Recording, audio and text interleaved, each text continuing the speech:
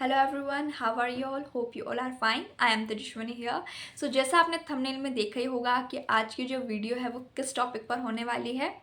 So finally जो CTET का result है वो आउट हो चुका है 30 मार्च को, और मैंने भी सीटेट की एग्ज़ाम दी थी। तो आज मैं आपके साथ अपना एक्सपीरियंस शेयर करने वाली हूँ कि कितना मार्क्स मैंने सीटेट में स्कोर किया है और मैंने कैसे प्रेपरेशन की है। सो स्टार्ट करते हैं वीडियो को without any delay. So first of all, CTET का फुल फॉर्म होता है सेंट्रल टीचर एलिजिबिलिटी टेस्ट। अगर आप गवर्नमेंट टीचर बनना चाहते हैं तो ये कंपलसरी है कि आपका सीटेट क्वालिफाई होना चाहिए। मेनली जो सीटेट के एग्ज़ाम है इसमें दो पेपर होते हैं, पेपर 1 एंड पेपर 2। अगर आपका जो डीएलएड है वो क्वालिफाई है या अपने डीएलएड में आप अपियर हैं, सो आप पेपर 1 के लिए एलिजिबल हैं। अगर आप पेपर 2 देना चाहते हैं तो वो अगर आप बीएड में अपियर हैं या बीएड आपका कंप्लीट हो चुका है तो आप पेपर 2 के एग्ज़ाम दे सकते हैं। सो मेनली मैंने जो है पेपर 1 का एग्ज़ाम दिया था और उसमें मैंने स्कोर किए हैं 124 आउट ऑफ 150। सो मेनली जो है इसमें 5 सब्जेक्ट होते हैं। ये है मेरा रिज़ल्ट जिसमें मैंने 150 में से 124 स्कोर किए मार्क्स, मतलब 82.67%। अब सारे जो सब्जेक्ट्स होते हैं इसमें मेनली 5 सब्जेक्ट होते हैं जो कि 30-30 मार्क्स के होते हैं, और जो जर्नल वाले हैं उनको 90 मार्क्स लाने होते हैं, और जो बाकी के ओबीसी और SC ST वाले हैं उनको जो है 82 मार्क्स लाने होते हैं। मेनली जो जर्नल वाले हैं उनको 60% लाना होता है और बाकी को जो है 50% लाना होता है। इसके अलावा अगर हम बात करें, जैसे कि इसमें फर्स्ट सब्जेक्ट है चाइल्ड डेवलपमेंट एंड पेडागोजी, इसमें मेरे 28 मार्क्स हैं 30 में से। मैथमेटिक्स में 23 मार्क्स हैं। एनवायरमेंटल स्टडी में 25 मार्क्स हैं। लैंग्वेज 1 एंड लैंग्वेज 2, इसमें लैंग्वेज 1 लैंग्वेज 2 कुछ भी हो सकती है। ये आप पे डिपेंड करता है कि आप लैंग्वेज 1 में कौन सा मतलब हिंदी ले रहे हैं या इंग्लिश ले रहे हैं, पंजाबी, बंगाल, ऐसे बहुत सारी लैंग्वेज है जो कि आप लैंग्वेज 1 और लैंग्वेज 2 में ले सकते हैं। रही बात डिफ़िकल्टी की कि मतलब एग्ज़ाम टाइम में मुझे क्या क्या डिफ़िकल्टी फेस करनी पड़ी, तो पहली चीज़ तो ये पेपर बहुत ज़्यादा लेंदी था, और क्योंकि क्वेश्चन उसके इतने बड़े थे और उसके जो ऑप्शंस थे वो भी काफ़ी बड़े थे, तो वो उसके आंसर पढ़ो तो उसके क्वेश्चन भूल जाते थे।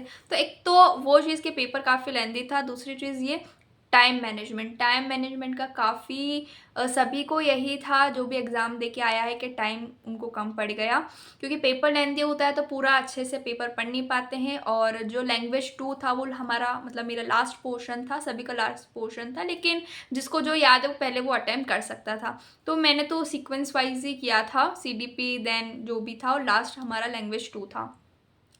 तो सबको अच्छे से पढ़ना, उतना टाइम हो गया था कि मतलब 10 मिनट बचे हुए थे लास्ट को, और मेरा पूरा लैंग्वेज 2 का 30 क्वेश्चंस बचे हुए थे और कुछ समझ में नहीं आ रहा था। टाइम भी बहुत ज़्यादा निकल रहा था। उसके बाद में मैंने फटाफट से सारे पैसेज को पढ़ा और फिर उसके आंसर दिए, कुछ तुक्के भी लगाए, ठीक है, लेकिन वो उसमें इसलिए मेरे लैंग्वेज 2 में थोड़े से कम मार्क्स है क्योंकि उसमें प्रॉपर टाइम मैनेजमेंट नहीं हो पाया, टाइम कम पड़ गया और क्वेश्चन अच्छे से मैं प्रॉपर रीड नहीं कर पाई। बाकी तो पेपर ठीक था। मुझे इतनी एक्सपेक्टेशंस नहीं थी कि मेरे मतलब 100 से अबव आएंगे, यानी कि जब मैं एग्ज़ाम देने गई थी, क्योंकि प्रेपरेशन तो मेरी रहती ही नहीं है कभी, क्योंकि जॉब करना, जॉब के बाद देन ट्यूशन, फिर अपने स्टडी करना थोड़ा सा डिफ़िकल्ट हो जाता है। लेकिन ये वाले एग्ज़ाम तो मैं देने के लिए बिल्कुल रेडी नहीं थी, लेकिन मेरी मम्मी का बहुत ज़्यादा सपोर्ट रहता है हर एग्ज़ाम में कि नहीं, अगर तू डेली 1 घंटा भी पढ़ेगी तो क्वालिफाई कर लेगी। तो उनके कहने पर मैंने ये एग्ज़ाम दिया था, और मुझे तो खुद पे यकीन नहीं हो रहा है कि मतलब मैंने एग्ज़ाम क्वालिफाई भी कर लिया, और इनफैक्ट मेरे काफ़ी अच्छे मार्क्स भी आए हैं, 82% मेरे बने।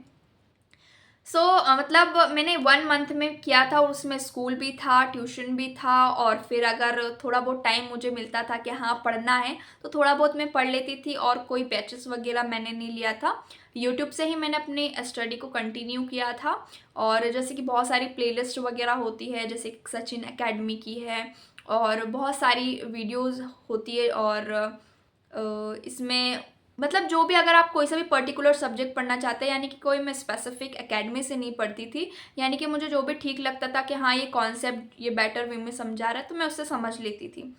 और जैसे कि आप CDP का पढ़ रहे हैं तो CDP में आपको जो भी प्लेलिस्ट अच्छी मिल रही है, अच्छा एक्सप्लेनेशन आपको समझ में आ रहा है तो आप उससे पढ़ सकते हैं। मतलब कोई सा ऐसा स्पेसिफिक नहीं था, जो मुझे ठीक लगता था मैंने उससे अपना स्टडी कंटिन्यू किया। उसके बाद में मुझे काफ़ी टाइम से मतलब जब इसके आंसर की आई थी तो मैंने मैच किया था। फर्स्ट टाइम जब मैं सीटेट एग्ज़ाम दे के आई तो मुझे ऐसा लगा कि पता नहीं, मम्मी भी पूछ रहे थे कि कितने क्या आ जाएंगे। तब मैं क्या बताऊँ, क्योंकि मुझे खुद को ही श्योर नहीं था कि मेरे कितने आ पाएंगे, कि पास हो पाऊंगी या नहीं हो पाऊंगी। बट ये था कि हाँ क्वालिफाई तो हो जाएगा, लेकिन उसमें भी डाउट था मेरे को। फिर उसके बाद में जब इसकी आंसर की आई, जब मैंने मैच किया तो फिर थोड़ा सा मुझे खुशी हुई। मेरे 124 थे। तो फिर मुझे लगा कि आगे पीछे हो सकता है, क्योंकि फाइनल आंसर की जब आएगी तो उसमें जो चैलेंजेस होते हैं बहुत सारे, कि कोई सा आंसर गलत हो सकता है, सही हो सकता है, तो इसमें बढ़ भी सकते हैं और नहीं भी बढ़ सकते हैं। सो वो था। पर 124 है, इतना तो ठीक था कि हाँ क्वालिफाई हो गया है पेपर, लेकिन मार्क्स का थोड़ा था।